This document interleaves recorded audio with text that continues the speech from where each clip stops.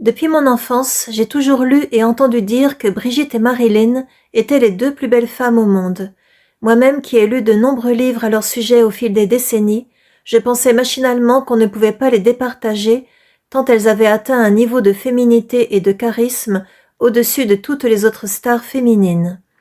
Je donne tout de suite quelques marqueurs temporels. Brigitte est née 8 ans après Marilyn, mais a commencé sa carrière 5 ans seulement après elle. On les voit ici dans leur premier film. Marilyn a 21 ans et Brigitte a 17 ans. Puis il n'y a que 4 ans d'écart entre le début de leurs succès respectifs. C'est en 1952 que Marilyn a eu un vrai premier rôle féminin, avec Troublez-moi ce soir, aux côtés de l'excellent Richard Widmark, mais c'est surtout en 1953 que Marilyn est devenue une star, grâce à Niagara et Les hommes préfèrent les blondes, avec deux grands réalisateurs, Henry Hathaway et Howard Hawks. Pour Brigitte, ça s'est passé en 1957, et Dieu créa la femme est sorti en novembre 1956, mais n'a pas marché en France dans un premier temps, et c'est le succès en Angleterre et aux États-Unis qui a tout changé courant 1957. Marilyn et Brigitte avaient toutes les deux depuis l'enfance une fêlure narcissique, mais celle de Marilyn était bien plus profonde. Sa célébrité et l'amour du public, elle a tout fait pour les avoir, tandis que Brigitte s'est retrouvée dans le milieu du cinéma sans l'avoir cherché. Ce regard admiratif de la petite fille vers elle, cette acclamation par la foule, Marilyn a tout fait pour qu'ils existent, tandis que Brigitte avait comme but d'être simplement heureuse. Brigitte a joué le jeu de la célébrité une fois que ça a commencé, mais ça n'avait pas une dimension existentielle comme pour Marilyn. Bien au contraire, l'ultra-célébrité et l'exposition médiatique ont fini par beaucoup lui peser.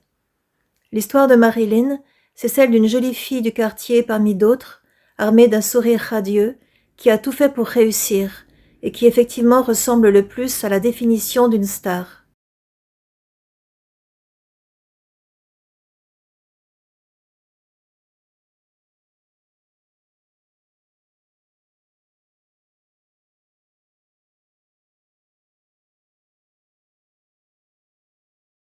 Sa soif de séduire et d'être aimée est évidente. Aimer séduire et aimer poser, elles avaient ça en commun. J'ai fait 2 chapitres à ce sujet pour Brigitte. Mais dans le cas de Marilyn, on sent bien plus que ça avait une dimension vitale.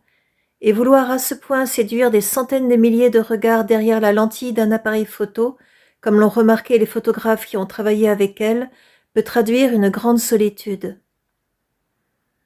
Marilyn est la star émouvante par excellence.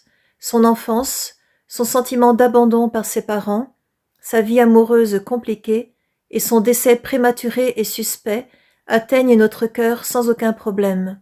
Il faut écouter ses interviews sur YouTube, on la sent si douce, délicate, sensible et avec un rire d'enfant. Je recommande aussi de lire le livre de Don Wolfe, Enquête sur un assassinat, paru en 1998 après 15 années d'enquête. J'ai lu beaucoup de biographies de Marilyn, mais personne n'est allé à ce point dans le détail au sujet de son enfance et de sa mort. La quête de son père absent avait connu une apothéose lorsqu'elle avait tourné avec Clark Gable, alors que, enfant, elle rêvait de l'avoir comme père. Elle avait eu de l'intuition, car son père biologique avait effectivement un air de famille avec cet acteur. Hélas, la suite de cette belle rencontre avec Gable n'a pas été heureuse. Il est mort d'une crise cardiaque peu après le tournage des Misfits, et sa veuve a déclaré que c'était probablement à cause des nombreux retards de Marilyn pendant le tournage dans la chaleur du Nevada. Reproche qui a dû être dévastateur pour Marilyn. Donc évidemment, en préparant ce marathon, je me suis donné comme challenge de fouiller un peu le sujet, qui était la plus belle entre Brigitte et Marilyn, quitte à arriver au résultat qu'elle serait strictement ex aequo, mais avec le secret espoir que la plus belle serait notre Brigitte nationale.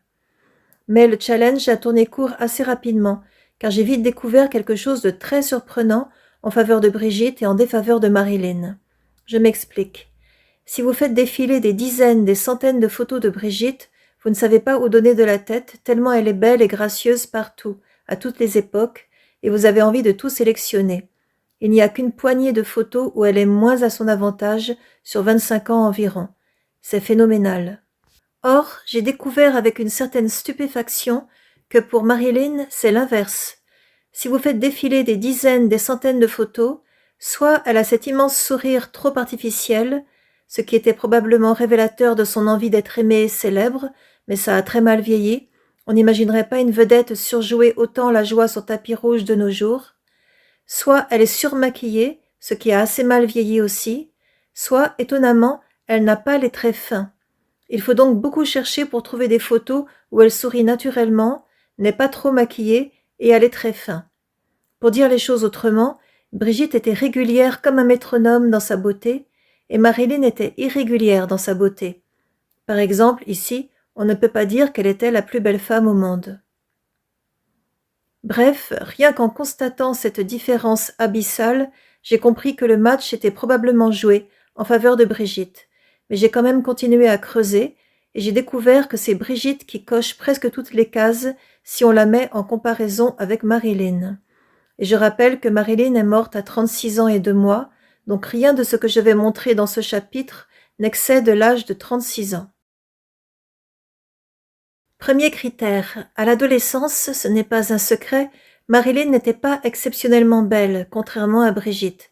C'est au prix d'années d'amélioration, surtout par le biais de la chirurgie, de la décoloration et du maquillage, que Marilyn a trouvé son moi idéal, sur le plan physique du moins, pour passer de son statut de starlette parmi des dizaines d'autres au statut de très jolie femme.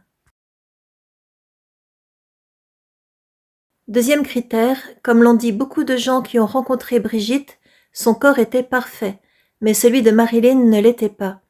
Toutes les deux faisaient la même taille, 1,66 m, mais Marilyn avait les jambes plus courtes et les cuisses moins fines que Brigitte.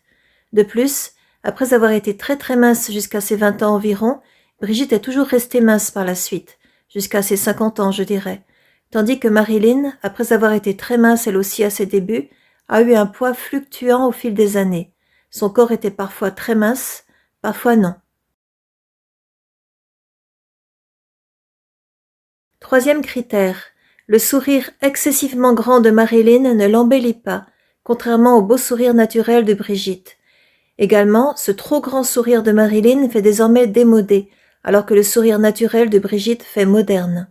C'est dommage pour Marilyn, car elle était très jolie quand elle souriait normalement, et son grand sourire tournait souvent au cabotinage. J'ai fait un chapitre sur le sourire XXL de Brigitte. On y voit un grand sourire qui n'a rien à voir avec celui de Marilyn. Cette photo est l'une des rares exceptions. Quatrième critère, plus subjectif. La structure du visage de Marilyn était très particulière, tout était rond et comme enfantin, les yeux, le nez, la bouche, et les yeux étaient très écartés, d'autant plus qu'elle accentuait cet écart avec de faux cils vers l'extérieur, et secondo, en baissant souvent la tête en arrière pour que ses yeux deviennent deux larges traits. Le tout avec sa signature, des sourcils en accent circonflexe. L'ensemble est atypique, comme un visage de fan dans une bande dessinée, et même si c'est très subjectif, je pense que le fait que la structure des traits de Brigitte était plus classique est un avantage dans la comparaison entre elle et Marilyn. Cinquième critère. Dans l'immense corpus photographique de Marilyn, j'ai été surprise de découvrir que les photos où elle a les traits fins sont minoritaires. Le début de son mariage avec Arthur Miller est une période où elle avait le visage systématiquement très gracieux et les traits très fins, probable reflet de son épanouissement majeur à cette période-là. À l'inverse, Brigitte a toujours eu les traits fins. Son visage n'était jamais empâté, du moins pas avant ses 50 ans environ. Je mets un exemple de photo parmi les très nombreuses où on ne peut pas dire que Marilyn avait toujours les traits fins et qu'elle était la plus belle femme au monde. Donc la question est, pourquoi ces variations? Médicaments, ou alcool, ou manque de sommeil? D'ailleurs, je devine que si Marilyn mettait souvent la tête très en arrière pour poser, c'était pour affiner son visage et mettre l'accent sur la largeur de ses yeux, car elle savait parfaitement se mettre en valeur. Un bon exemple, voici Brigitte l'année de ses 34 ans, très belle, et Marilyn l'année de ses 34 ans, elle en fait 10 de plus.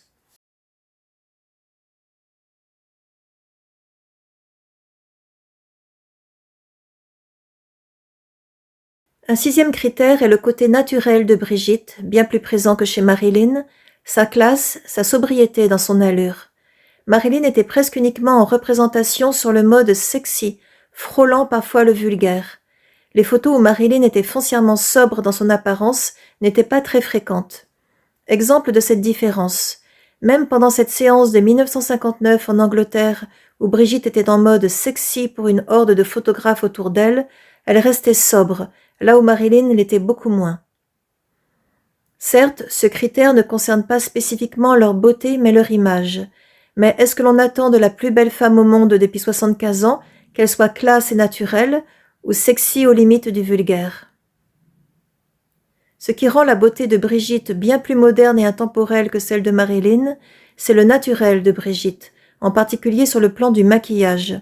Oui, ses yeux étaient généralement très maquillés, pour les rendre plus grands et plus intenses. Mais Marilyn mettait des heures à se maquiller, et cela se ressent dans d'innombrables photos. On admire cette sophistication intensive qui la rendait si merveilleusement belle, mais la beauté de Brigitte quasi au naturel est encore plus admirable. Et puis, voir une star pieds nus sur une chaise de camping, ça la rend proche de nous, bien plus que le glamour de Marilyn. Brigitte a quelque chose de perpétuellement moderne, même aujourd'hui, là où l'image de Marilyn a souvent été vieillie par le passage du temps. On n'imagine pas Marilyn écoutant du jazz en jean, pull et cheveux décoiffés comme Brigitte. Et pourtant, cette photo de Brigitte date de 1958. Marilyn n'avait que 32 ans à l'époque. Toujours dans le domaine de la modernité, Brigitte faisait toujours femme, alors que Marilyn faisait souvent petite fille. C'est aussi pour ça que Brigitte est une icône plus moderne que Marilyn, je trouve. Le 7e critère est la couleur des yeux. Ce qui fait la beauté des yeux, ce n'est pas leur couleur, c'est leur forme et leur regard. Mais, entre le bleu de Marilyn et le kaki de Brigitte, on peut donner le point à Marilyn. 8e critère, les cheveux. On connaît Marilyn avec des cheveux longs uniquement dans le film La rivière sans retour, où elle portait des extensions, et elle avait des cheveux mi-longs lorsqu'elle les avait encore au naturel, châtain foncé, tirant vers le roux, très épais et très bouclés. Un point commun entre Brigitte et Marilyn est qu'elles ont dû faire des efforts toute leur vie pour maintenir la blondeur de leurs cheveux. Mais la différence est que, autant on pourrait faire un livre entier avec toutes les photos où Brigitte a les racines foncées, et parfois sur de nombreux centimètres, autant je ne connais pas de photos de Marilyn où ses racines n'étaient pas platines. Sa coloriste les teignait tous les 3 à 4 jours, avec des produits agressifs qui ont complètement abîmé et appauvri sa chevelure en 15 ans, elle qui avait naturellement des cheveux extraordinairement épais. Bref, Marilyn a eu toute sa carrière des cheveux courts, donc avantage Brigitte dans ce domaine, et l'on peut se référer à mes 6 chapitres qui parlent de ses cheveux.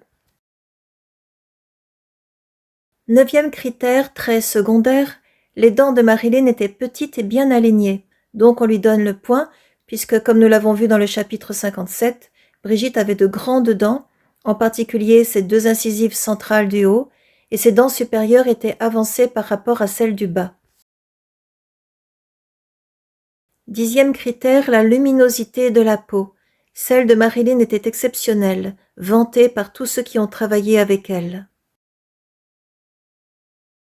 11e critère, pour la catégorie de la beauté dans un couple, c'est Marilyn et Marlon Brando qui remportent le point. Incroyable de charisme, de beauté et de célébrité. Brigitte n'a jamais eu un cas similaire dans sa vie privée. Pour l'anecdote, Brigitte a brièvement rencontré Brando dans l'entourage de Vadim alors qu'elle était toute jeune. 12e critère, périphérique au thème de la beauté. Sur le plan des photos iconiques, c'est Marilyn qui marque le point. Brigitte en a de nombreuses, j'en ai fait tout un chapitre, mais évidemment, c'est Marilyn la championne pour les photos iconiques, c'est-à-dire non seulement les photos que l'on connaît depuis notre enfance, mais que l'on trouve également massivement sur des posters et des gadgets. Marilyn n'était pas une grande actrice, mais pour poser et jouer avec l'appareil photo, elle était exceptionnelle. J'ai le livre des planches contact des séances faites peu avant sa mort avec Bert Stern, et elle y est perpétuellement inventive.